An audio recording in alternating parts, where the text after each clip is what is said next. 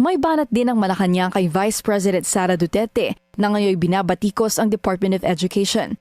Ayon kay VP Sara na dating nagsilbing DepEd Secretary, nahuhuli na ang Pilipinas pagdating. Dito na naman, nagalit na naman siya. Oo, pinupunan niya yung pamumuno ni Inday Sara.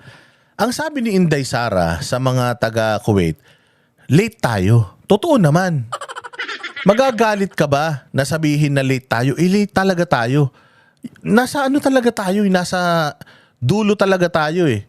Sisisi mo kaya yung education system sa Pilipinas, sisisi mo sa 2 taon ni Inday Sara?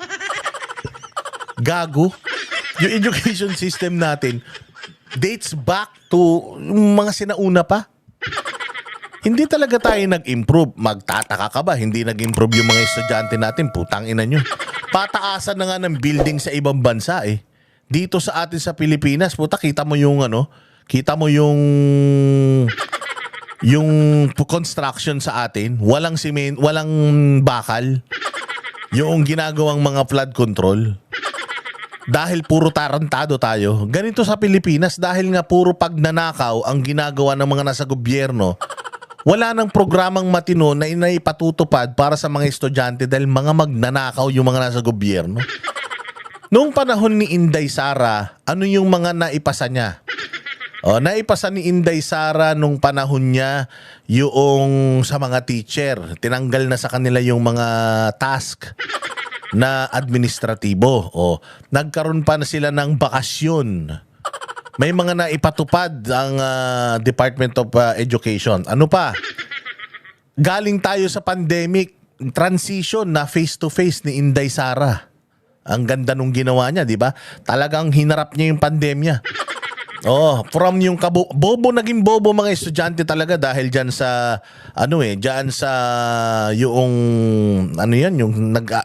nung pandemic kasi hindi pumapasok sa eskwelahan eh. Homeschool. Di ba? Home learning, di ba? Ganun ang naging setup. Ang sumasagot ng mga test ng mga bata, mga magulang eh. Walang bumabagsak, di ba? Lahat nga may honor eh. Putang ina niyan. Dati sa classroom namin, 10 lang yung may honor eh. Ngayon, lahat may honor.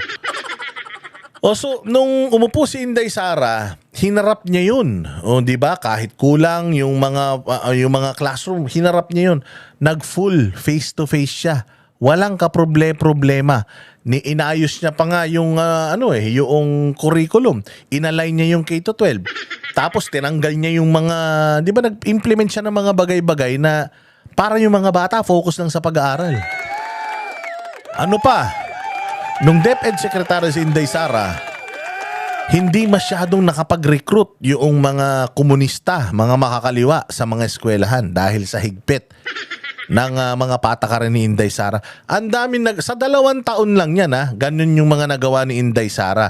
At kung matatandaan mo, si Inday Sara noong panahon ng siya'y Department of Education Secretary, 60+% yung approval rating and trust rating niya. Tuwan-tuwa ang mga tao sa ginagawa niya. Putang ina, kayo lang mga ulul lang hindi natutuwa sa ginagawa niya. Sa lahat ng mga cabinet secretary, si Inday Sara yung number 1. Pinakamataas ang ang approval rating, ang satisfaction rating ng mga tao sa trabaho niya sa DepEd sa lahat ng secretary. Paano mo sasabihin failure? 2 taon lang siyang naging DepEd secretary, gaga ka. Hindi ka ba naman boba? Bago ka magsalita, alamin mo muna. Masakit ang katotohanan. Oo. Sinisiraan ba ni Inday sa ibang bansa ang Pilipinas? Hindi naman. Sisirain mo ba yung sirana, di ba? Sinasabi lang ni Inday Sara yung current status ng mga estudyante natin sa Pilipinas na kung masama sa loob mo dahil nagre-reflect sa amo mo, kasalanan ng amo mo. Mantakin mo, ang dapat pinakamataas ang budget allocation, DepEd. Ang mataas ang budget allocation, DPWH. Sa batas, dapat DepEd ang mataas ang budget allocation. Bukod tangi, Presidenteng Bongbong. Siya lang ang presidente na pumirma ng GAA na pinakamataas DPWH tapos walang big ticket projects. Nanakawan nyo yung DepEd eh. Tapos gusto nyo mag-improve yung education. Sa kalidad ng edukasyon, matatanda ang nagbitiw sa gabinete ni President Bongbong Marcos ang bise nang uminit ang usapin hinggil sa confidential funds ng ahensya. 2 taon halos. 2 taon halos. 2 taon halos. Tayo na si Bongbong nga, 3 taon, 4 na taon na, wala pa nagagawa eh. Ang dami-dami niya pang sekretary. Ang dami niya pang mga tsuwariwap, wala pa nga nagagawa si Bongbong eh. Tapos sisitahin mo yung halos 2 taon ni Inday. Kaya nga namin maglabas ng Ako nga, nakapaglabas ako ng mga nagawa ni Inday Sara na generic eh. O, ikaw, anong kaya mong sabihin na nagawa ni Bongbong? Wala. Nakita niyo yung kapalpakan ni Bongbong ngayon sa dami ng flood control ghost projects? Kapalpakan ni Bongbong yan, hindi yung kapalpakan ni Inday. Dahil sa kalambutan ni Bongbong, dahil sa minamaliit ng mga kawatan sa Pilipinas si Bongbong dahil mahinang nila lang. O hindi ba? Sisilipin mo yung DepEd. Bakit? Tatanungin kita, nasan ba yung Pilipinas pagdating sa ranking ng mga estudyante? Hindi ba laglag naman talaga tayo sa standards? O anong kinakagalit mo? Hindi ba? Kung ayaw mo pala nung ganun, Claire Castro, di sana, anong proyekto nyo ngayon? Sinasabi nyo, naglilinis ang DepEd. Putang ina, hindi naman kayo Metro 8, ba't kayo maglilinis?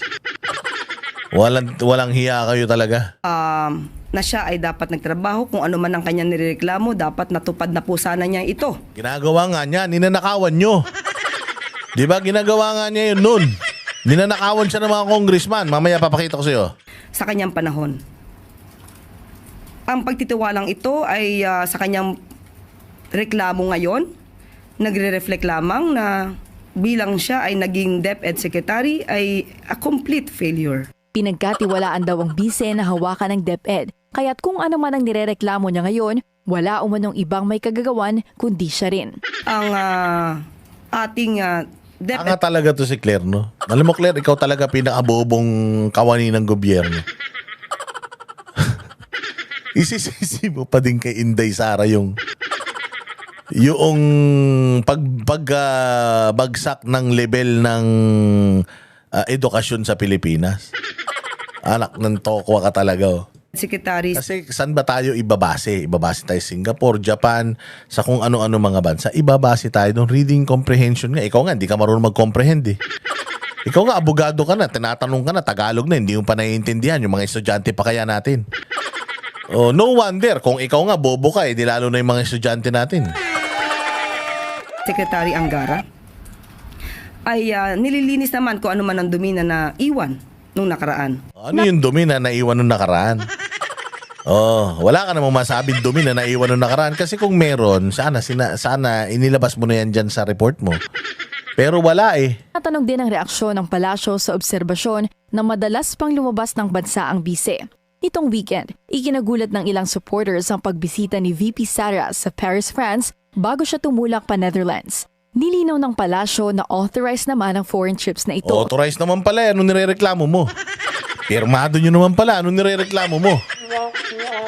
Basta raw ang presidente, kapag lumalabas ng Pilipinas, alam ng bayan. Ay, talagang dapat alam ng bayan. Baka mamaya, ano lang ginagawa naman, baka may mamamatay na naman na mga kasamahan niyang mga yan.